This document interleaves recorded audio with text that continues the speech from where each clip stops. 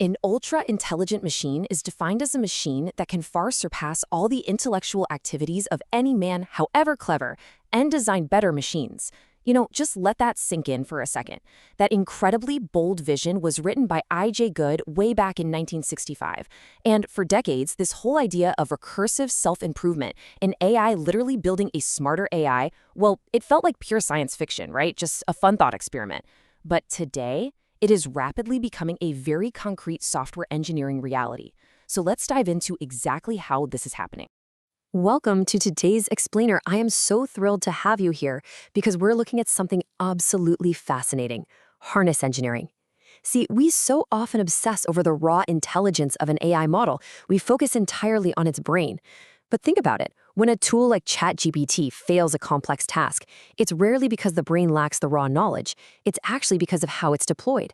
How are these models orchestrated? How do they improve in the real world? Well, it all comes down to the harness. Here's our roadmap for today. First, we're going beyond the AI brain. Second, we'll open up the harness tool belt. Third, optimizing the system. Fourth, machines building machines. And finally, future bottlenecks and challenges. All right, part one. Beyond the AI brain. So what actually is a harness? Simply put, it's the system surrounding a base model. You see, a raw AI model straight out of pre-training really can't do much on its own. At its core, it's just a next word predictor. It's the harness that steps in and orchestrates the execution. It dictates how the model plans its next move, when it needs to reach out and call external tools, how it manages its own context, and how it evaluates the results. A model's real-world impact relies entirely on this surrounding deployment layer. To put that into perspective, think of the base model as a raw CPU, the brain of a computer. Now, a CPU is incredibly powerful, crunching billions of numbers a second. But without an operating system to guide it, it's basically just a very expensive paperweight. It just sits there. The harness is the operating system. It encapsulates all that complicated logic, manages the memory, and provides a stable interface so the CPU can actually run apps and interact with the digital world. Moving right along to section 2, the harness tool belt. Let's think about a coding agent for a second. It doesn't magically alter software with digital telepathy. Through the harness, it uses the exact same developer tools that you or I would use. It uses file system commands like glob to find files, grep to search massive text blocks, and apply patch to directly modify code. It actually executes shell commands in Bash or PowerShell. It even delegates tasks by spawning and interrupting subagents. Honestly, watching an AI agent work through a harness is exactly like watching a human software engineer furiously typing away in a terminal. But here is where it gets really smart: persistent memory. Imagine trying to write a complex 500-page novel, but you have terrible short-term memory loss and can only remember the last 5 pages you wrote. That is exactly what it's like for an AI trapped in a transient context window. It gets crowded, and the AI starts forgetting its own grand plan. A well-engineered harness completely fixes this by using the file system for persistent memory. It stores logs and thoughts in permanent files. This means the AI can read, write, and recover from interruptions without ever forgetting its past actions. It's a real game changer for long-horizon tasks. Okay, section 3, optimizing the system. To truly optimize these systems, we kind of have to unlearn the old way of doing things. The old way was just prompting, which basically meant shoveling absolutely everything into a single massive text prompt, and crossing our fingers the AI figured it out. The new way? That's meta-context engineering. We stop treating context as an endless text block and start treating it as an evolving playbook. Imagine a football coach adjusting plays at halftime based on what's working and writing it down in a permanent playbook. That's what the harness does, dynamically managing states across files to keep the AI completely on track. Let's see how this builds a continuous workflow loop. Say the AI is tasked with building a complex website. Step 1, it plans the architecture. Step 2, it executes that plan using those concrete terminal tools we just talked about. Step 3, it observes the outcome, maybe spinning up a local server to test the code. And step 4, it evaluates the inevitable failures and improves the code. The AI iterates through this exact loop autonomously, over and over until the website works. It's a workflow designed not for perfect first tries, but for constant, relentless self-correction.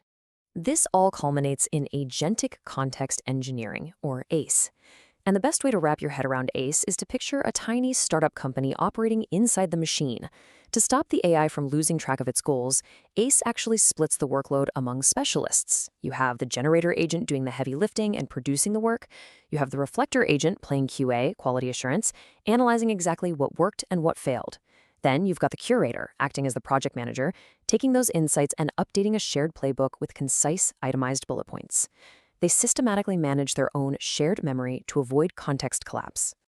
Which brings us to Section 4, Machines Building Machines.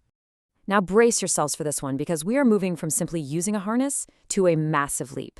The AI actively rewriting its own operating system. And what unlocks us? It's simple but absolutely profound. Code. Code is the universal language for defining programs. And here's why that matters so much. Human language, text prompts, are inherently ambiguous. They're messy. Code is deterministic, because a harness is ultimately just software code. A large language model can read it, perfectly understand its logic, and rewrite it. This opens up an infinite design space for self-improvement that goes vastly beyond just tweaking text prompts. Enter the self-taught optimizer, or the STOP algorithm. This is where recursive self-improvement gets incredibly real. In this loop, the AI doesn't just improve a random piece of software. It improves the very code designed to improve the AI. It evaluates its current improver function, proposes a new, theoretically better one, tests it thoroughly on downstream tasks, and if it truly is better, it recursively updates itself. The AI is literally optimizing its own optimizer. It's getting smarter at the meta level of how it gets smarter. But I do have to share a crucial cautionary detail here. Recursive structure alone isn't magic. It turns out, if you ask a mediocre AI to improve itself, it actually makes itself significantly worse. When researchers ran the STOP algorithm with highly capable models, it worked beautifully. But when they used weaker base models like GPT 3.5 or Mixtral, the performance completely degraded. The AI got confused and started breaking its own logic. The raw brain has to be incredibly smart in the first place to successfully operate on its own harness. But when the brain is smart enough, we can unleash evolutionary search methods. Borrowing directly from natural selection, these systems mutate code and keep only the fittest versions. We have Prompt Breeder, which constantly mutates task-specific instructions to find the ultimate prompt. Alpha Evolve acts as a dedicated coding agent, generating direct code patches. And the Darwin-Gödel machine? It's an agent literally exploring its own harness repository, mutating its underlying system architecture, like digital DNA, to evolve entirely new capabilities. It is wild. Let's wrap up with Section 5, Future Bottlenecks and Challenges. Before we get completely carried away, we really need to ground all this excitement with the sheer scale of the hurdle still in front of us. Consider the AI scientist pipeline. This isn't just theory. This is an actual framework tested in the real world, where an AI proposes a novel research idea, writes the code, runs the experiments, analyzes the results, and writes the manuscript. It even acts as a peer reviewer for its own generated papers.